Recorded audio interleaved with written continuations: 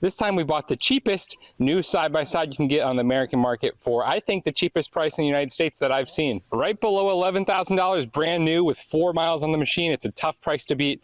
Let's see how the CF Moto machine itself is a CF Moto Zforce 950 high output, basically stock 950 CF Moto machine. CF Moto manufacturing and quality control has gone through the roof in the last couple years, so I'm really excited for this machine, and for the price point I got it's going to be hard to beat. I got this machine for right under 11 grand. That's like 3,500 off MSRP for what these 2022s go for right now. And with 4 miles on the machine, it should serve to be a great testing platform and a good demonstration of what the CF Moto machines can really handle. I've never claimed to be a side-by-side guy myself. I like my tube chassis rock crawlers and classic Jeeps, but side-by-sides are pretty cool. They're pretty nifty. Price point's a little steep to get into them, but it should be a fun and very nice intro platform to the side-by-side world. The CF Moto brand, I think, has gone up in popularity in the last couple of years, and I think for good reason. So I'm excited to see what this can do and excited to test it out. Without further ado, let's get the GoPro turned on and see what this side-by-side can do.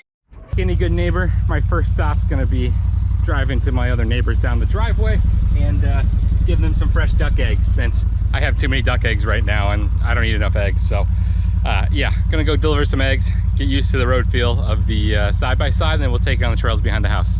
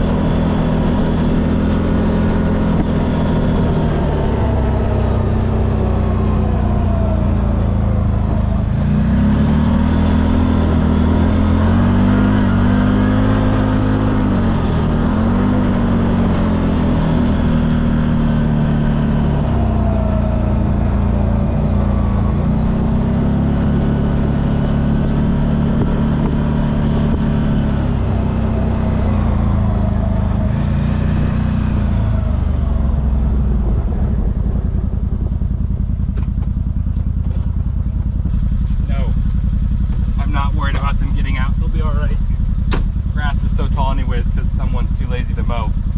This guy.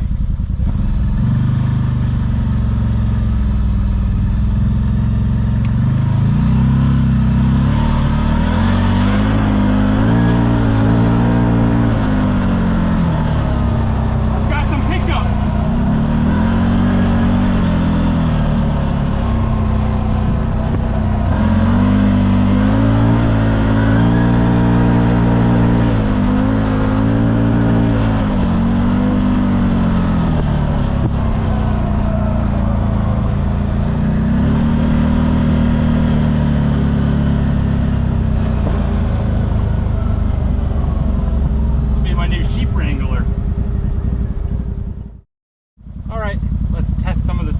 At my house. When we get to Gore, we'll do a better video format and multiple perspectives, but for now you're just gonna have to enjoy the GoPro in the back.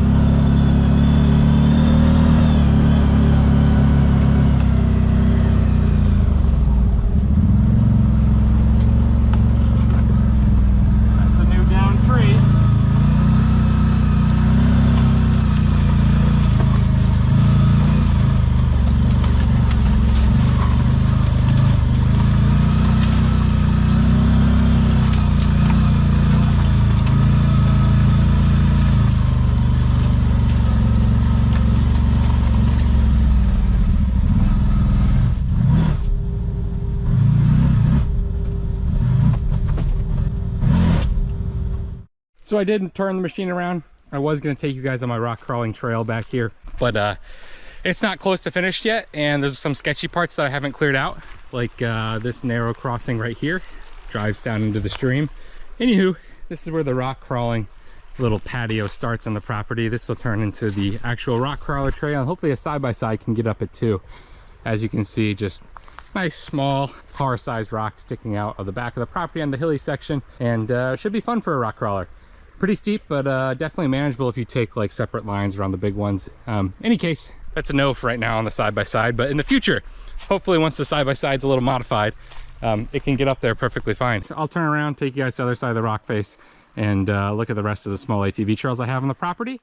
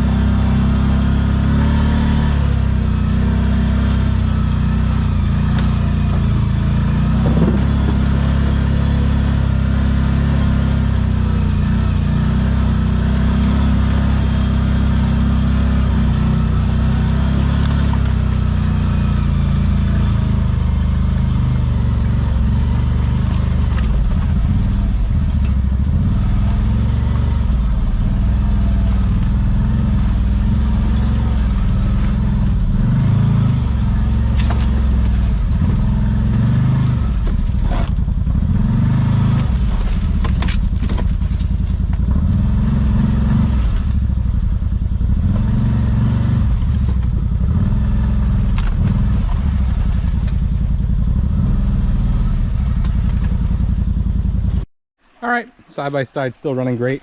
This is the bigger of the rock faces, which is as you can see, there's some gnarly lines that I have in my imagination. If you could just stare at this, there's a lot of gnarly lines to be had at this rock face. And eventually, once I get around to having a free time, I will carve them out. Yeah, as you just saw through all the branches, my trails, even my basic ATV trails, are overgrown because spring is here. So eventually, I'll have rock crawling on the property, but for now, just good testing for the side-by-side.